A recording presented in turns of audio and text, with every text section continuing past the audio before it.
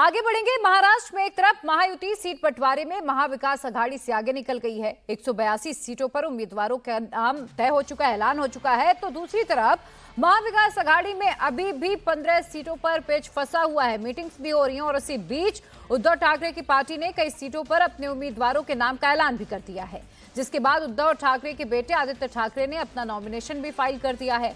आदित्य ठाकरे ने मुंबई की वर्ली सीट से अपना पर्चा भर दिया है। नॉमिनेशन के पहले आदित्य ठाकरे ने रोड शो भी निकाला, जिसमें बड़ी संख्या में उनके समर्थक शामिल हुए। उद्धव ठाकरे की पार्टी शिवसेना यूबीटी ने जिन सीटों पर अपने उम्मीदवार उतारे हैं, उसमें वर्ली से आदित्य ठाकरे को टिकट दिया गया है, जो पिछली बार भी यहीं से चुनाव लड़े थे और जीते भी थे। कोपरी पचपा खाड़ी से केदार दीघे को टिकट दिया गया है, यानी कि केदार दीघे को उद्धव ने सीएम एकनाथ शिंदे के खिलाफ चुनावी मैदान में उतारा है और यहाँ पर मुकाबला सबसे कड़ा होने वाला है। इसके अलावा अगर हम बांद्रा ईस्ट की बात करें तो यहाँ से वरुण देसाई को टिकट दिया है यूबीटी ने, जो आदित्य ठाकरे के कजिन ब्रदर भी हैं। और इसी सीट पर कांग्रेस भी अपनी दावेदारी कर रही थी, लेकिन उद्धव ने यहां पर पहले ही अपने कैंडिडेट का ऐलान कर दिया, अपना कैंडिडेट उतार दिया है। और ऐसे में देखिए, यहां पर कांग्रेस के लिए जरूर अब ये देखने वाली बात होगी कि क्या कांग्रेस यहां से अपना कैंडिडेट उतारता है, किसी तरह की फूट होती है। माहिम सीट की अगर हम बात करें तो यहां से महेश सावंत को टिकट दिया गया है, जहां से राज ठाकरे के बेटे अमित ठाकरे चुनावी मैदान में हैं। राज ठाकरे की पार्टी एमएनएस ने भी अपने कैंडिडेट्स का ऐलान कर दिया है। सावंतवाड़ी सीट से शिवसेना के दीपक केसरकर के सामने राजन तेली को कैंडिडेट बनाया गया है।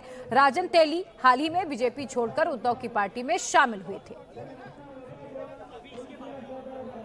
मैडम, ये बताइए कि तैयारियां तो जोर शोर से है, लेकिन कल जो सीट बंटवारे को लेकर परेशानी देखने को मिली राज्य में, उसको लेकर क्या कहेंगे? परेशानी कहाँ देखी आपने राज्य में? किस जगह पर आपने परेशानी देखी? पार्टी ने नाम घोषित किए, अब कह रहे हैं नए नाम फिर से घोषित किए। कोई घोषित जो भी नाम हुए हैं वो हम सबने शेयर किए हैं और हम लोग सब एकजुट हैं, एक साथ लड़ाई लड़ रहे हैं। और प्रेस कॉन्फ्रेंस में भी हमने बार बार बता रहे हैं, पर ये है ना कि लोग ये ढूंढते हैं कि विवाद हो।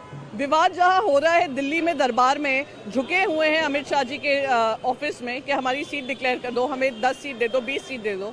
उन लोगों से कोई सवाल नहीं करा है। सच्चाई यही है कि जनता हमारे साथ है, जनता ने हम पे विश्वास दिखाया है, जनता ने हमें प्रेम दिखाया है और जनता की हम सदैव आभारी रहेंगे कि लोकसभा में तो उन्होंने ट्रेलर दिखाया है, पूरी ब्लॉकबस्टर पिक्चर महाविकास आघाड़ी की 23 तारीख को जनता के सामने। चुनाव में काफी देरी नहीं हो गई इस बार? वो आप महा झूठी गठबंधन से पूछना क्या ऐसी मजबूरी थी। मैं बताती हूँ इनकी मजबूरी क्या थी। इनको और खोखे खाने की आदत पड़ गई है। जो एक बार पैरासाइट की तरह खोखा खाता है ना, वो हमेशा सोचता है हर चीज़ में लूट मचाए। पूरी महाराष्ट्र की ट्रेजरी को लूटा है, बीएमसी को लूटा है, करप्शन अपरंपार किया है, मुंबई सिटी को अदानी सिटी बनाने का काम किया है, इंडस्ट्रीज महाराष्ट्र के बाहर की हैं। तो इसलिए इन्होंने सोचा जितना और सत्ता में रहकर हम महाराष्ट्र को लूट लें, उन्होंने लूट मचाई है और इसलिए इन्होंने देरी की है, पर जनता ने सब देखा है। चुनावी माहौल है, नागपुर में कैश पकड़ा गया है, पुणे में कैश पकड़ा गया है, क्या ऐसा और भी होता रहेगा? अब वो आप महा झूठी गठबंधन से पूछिए, जिनको 50 खोखे खाने की आदत हो गई हो, तो उन्हीं के गाड़ियों में आपको कैश मिलेंगे, ढेरों लाखों करोड़ों कैश मिलेंगे। जिनको डोंगर और झाड़ी पसंद आती थी असम की, गुवाहाटी की, उनकी गाड़ियों में ये सब मिलकर आ रहा है। तो सवाल उनसे पूछा जाना चाहिए कि कितना और राज्य को लूटोगे, तब जाकर अपना चुनाव लड़ोगे। क्या लग रहा है, महायुति यहाँ पर जब अपने उम्मीदवार के नाम को घोषित करेगी, टिक पाएंगे आदित्य के सामने? टिक तो पाएंगे नहीं और ज़्यादा मैं बोलना चाहूँगी नहीं, क्योंकि हम जानते हैं ये आदित्योदय है और आदित्योदय के साथ साथ महाविकास आघाड़ी 2.0 वर्जन आने वाला है।